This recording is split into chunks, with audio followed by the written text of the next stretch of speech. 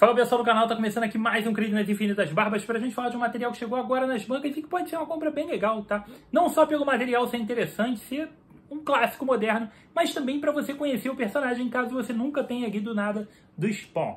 Sim, Batman e Spawn, a coleção clássica, tá? Edição que chegou agora nas bancas com 112 páginas de quadrinho, com papel couché, capa cartão, todo aquele acabamento legal. Graças a Deus a Panini lançou isso aqui em capa dura, ao preço de R$ 31,90. A gente tem grandes nomes dos quadrinhos promovendo essa série aqui, que foi publicada lá atrás, em 1994, nos Estados Unidos, tá? Então foram dois crossovers, com um impacto bem interessante, tá? Histórias bem legais, e uma delas foi até canônica para o personagem Spawn, tá? Então algo que vale sua atenção por vários motivos, tá? Mas não confundam com esse material aqui, que chegou nas bancas junto, tá? Isso aqui não, a diferença não é uma capa variante, nem nada disso. Isso daqui é a série nova, inédita no Brasil, que saiu agora, recentemente, nos Estados Unidos e acabou de chegar aqui. Essa daqui já é um material clássico, com as duas edições que foram publicadas pela Editora Abril antes. Então, a diferença das duas é grande. Essa daqui é legal, essa daqui nem tanto. Vai ter review dessa daqui também, tá? Então, material inédito, material reprise, material relançado, beleza? Então essa edição aqui, vamos lá. Aqui a gente começa com a primeira história, trazendo uma história publicada em 1994, que traz pra gente um Spawn ainda bem iniciante dentro do seu próprio quadrinho, tá? A gente tem uma equipe criativa muito interessante para esse material, tá? A primeira história tem roteiro do Doug Mahnke, do Chuck Dixon e do Alan Grant. Esse trio junto, não precisava de tanta gente para contar uma história tão simples, mas juntaram um trio bem legal, pessoas que estavam trabalhando em materiais bem legais da DC na época. Chuck Dixon, por exemplo, em 1990 e pouco, estava escrevendo histórias do Asa Noturna, do Batman. Boa parte daquela fase aqui do Batman dos anos 90 tinha muito roteiro do Chuck Dixon, então ele está envolvido ali no Bane, da queda do morcego e tal, então ele está envolvido também aqui no roteiro, tá? E a arte, cara, é de ninguém mais, ninguém menos que o Klaus Janson. Confesso que a arte aqui tá um pouco abaixo do que eu esperava. A gente está acostumado com o Klaus Janson finalizando os materiais do Frank Miller, né? Uma qualidade muito alta. Aqui eu acho que tá uma arte só ok. Em alguns momentos até meio caída, tá? E as cores também dão uma deslizada um pouco ao longo das páginas, tá? Infelizmente dão. As cores também são do próprio Klaus Janson, tá? E do Steve Buccellato. Então, como o Klaus Janson desenha e se autofinaliza, ele faz um trabalho meio mediano com relação a isso. Mas nada que vai atrapalhar a revista, não, tá? Isso deixa a revista com uma cara totalmente anos 80. Eu acho que esse material aqui tem uma cara muito, muito anos 80. E eu acho que ele funciona muito bem por causa disso. Você olha isso aqui, você na hora vê as revistas ali do fim dos anos 80, quando o material estava começando a se reinventar, ou talvez início dos anos 90, que é mais ou menos quando isso daqui foi escrito mesmo. Em 94, estava tendo a grande revolução da Image, mas ainda não tinha afetado completamente todos os outros títulos numa mudança tão drástica. Essas cores são muito... Tá bem psicodélico aqui, né? Mas eu acho que representa bem o material da época. Quando você pega aquelas revistas do Batman dos anos 90, aqueles materiais que saíram estão saindo agora, tá? E saía lá atrás em contos do Batman. Tem muita coisa com cara parecida disso aqui. Então é algo que se fazia na época e tá tudo dentro do padrão, tá? Nessa primeira história, que a gente tem esse trio de roteiristas e arte do Klaus Janson, a gente vai acompanhar um Spawn ainda muito novato, trazendo bem o que estava acontecendo mesmo no início do seu quadrinho.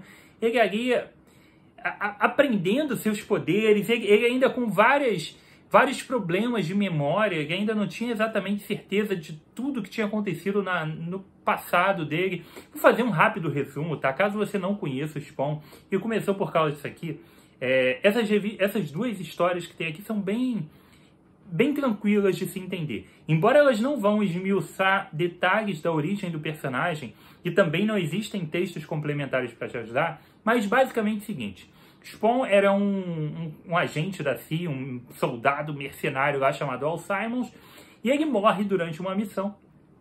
Quando ele chega no inferno, né, ele foi direto para o inferno por ter feito atrocidades ao longo da vida dele, é proposto para ele aquele pacto bacana, né? Você faz o seguinte, você volta eu vou te mandar de volta para a Terra, tá? Mas, porque ele queria ver a esposa dele, eu deixei minha esposa para trás, tá? Não, tu vai voltar, mas vai ser o seguinte, então tua alma agora é minha e você vai ser o meu soldado, enfim, você vai comandar as minhas legiões de demônios quando tiver a guerra do apocalipse e tudo mais. Alguma proposta bizarra dessas de um dos príncipes do inferno, tá? No caso era o Maribold.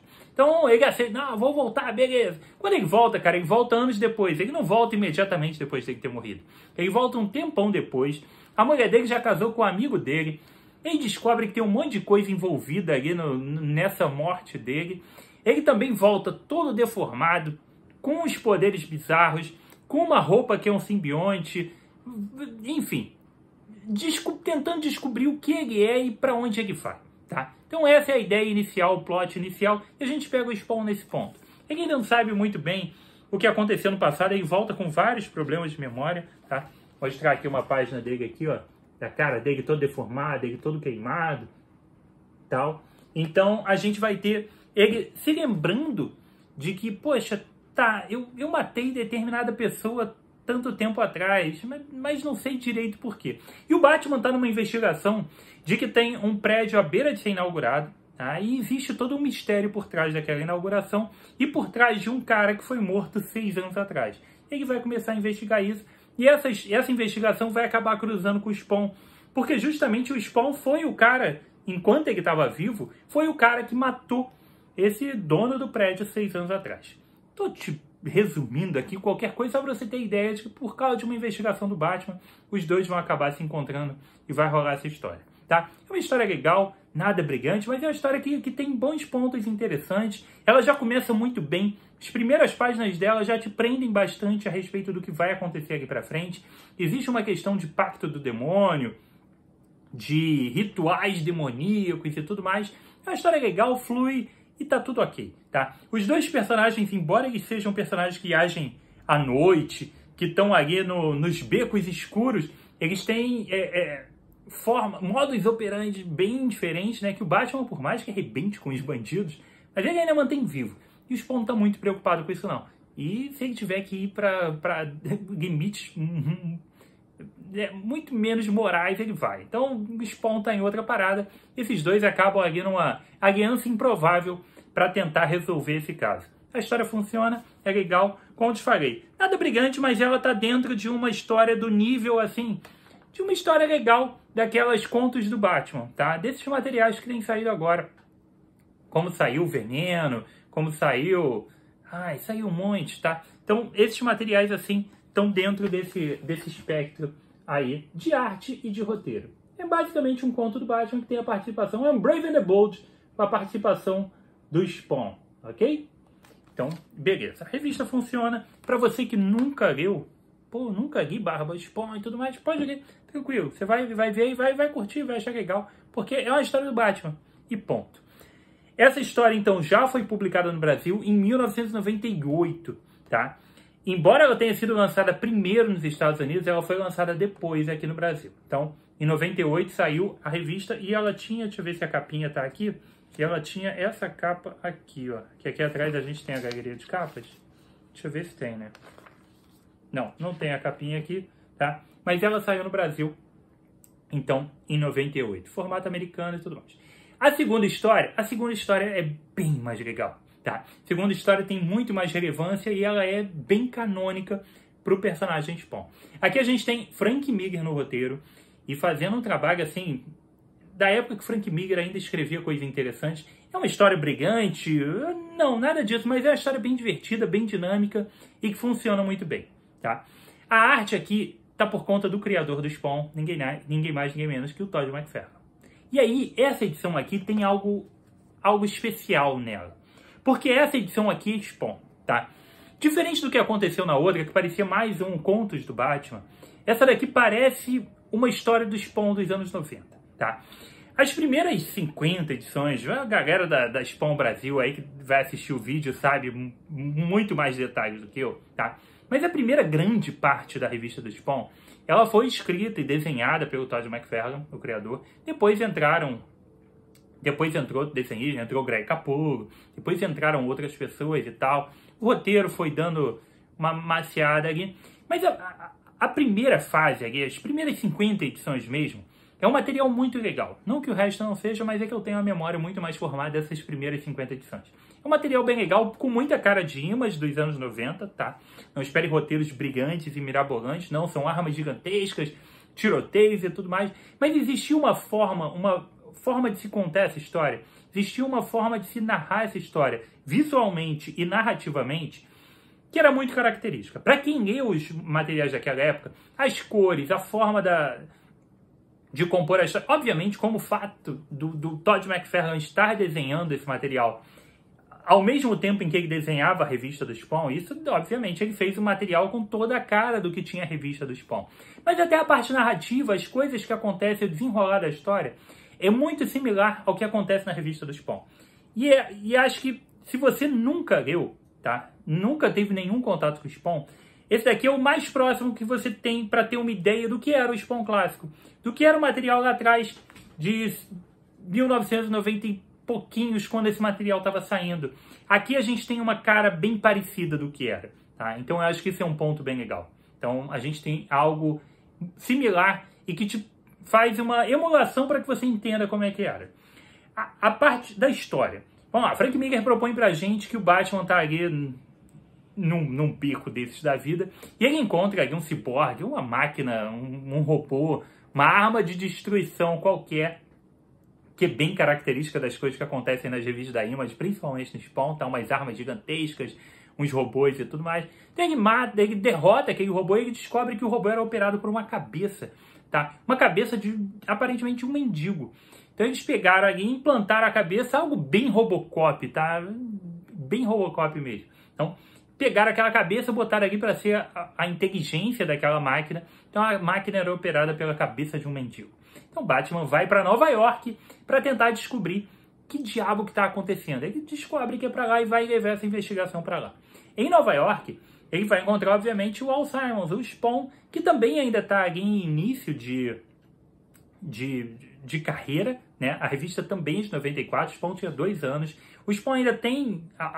ele ainda não é tão habilidoso assim. E eles dois se juntam, depois de um quebra bem legal, eles dois se juntam para começar a essa investigação de por que isso está acontecendo, por que estão pegando esses mendigos para transformar nessas máquinas. A história também não vai ter nenhuma mirabolância, não vai ser nada completamente fantástico, mas ela vai ser bem interessante com o que a gente quer.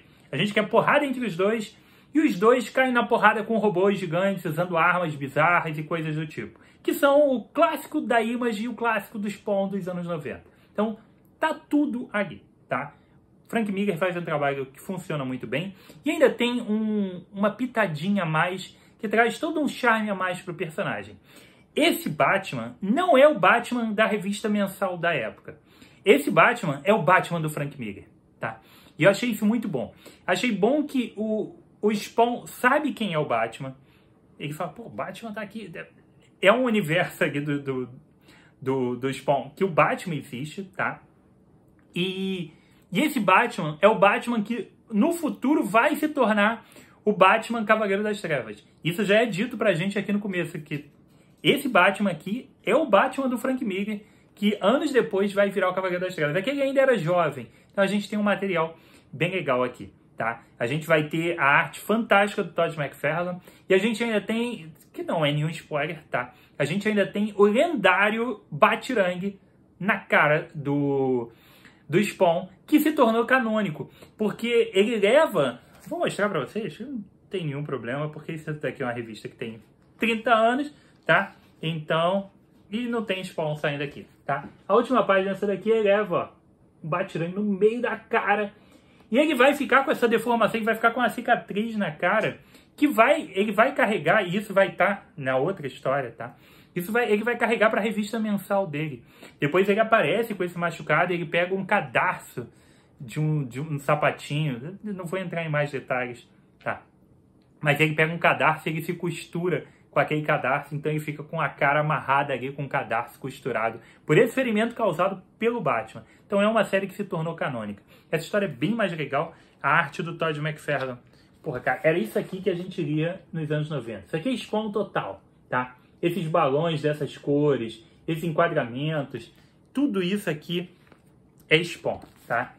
Então essa daqui é uma HQ do Spawn com a participação do Batman mesmo. E a outra é uma HQ do Batman com a participação do Spawn. Acho que essa é a grande diferença dos dois materiais, tá? E isso daqui é um material bem bacana, que vale muito. Resgate histórico, que a gente não acreditava que fosse sair de novo, né? Pô, vai sair de novo um crossover do Batman? Nunca mais que vão publicar isso, e você tem a oportunidade de pegar. Então, material legal, vale bastante a pena, bem diferente desse aqui, que é bem qualquer coisa, tá? Mas o que importa é que Batman e Spawn tá na banca, cara, e agora é contigo. Conhece Spawn? Já leu o material? Escreve aqui pra mim, diz pra mim o que você achou desse material, se você tem as edições clássicas, se você pegou a nova, se você nunca leu, enfim.